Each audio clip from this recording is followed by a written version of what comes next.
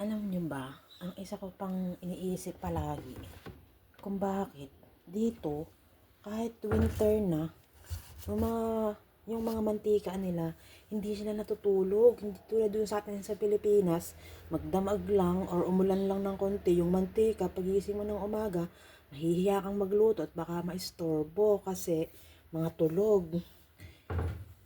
Ito, hindi ko alam kung ba't sobrang ng lamig, wala kang makikita ni isang tulog na mantika. Ano ba to? Saturated? Unsaturated? O ano ba? Hindi ko na maintindihan. Siguro yung ano ba ba ang pagkakaiba ng mantika sa Pilipinas at dito? Ba't yun sa atin inatutulog? Daming puti-puti.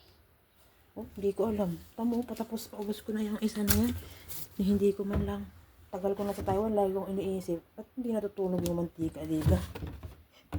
Sa amin sa Pilipinas, nahihiya kang magluto kung tulog. Baka maistorbo.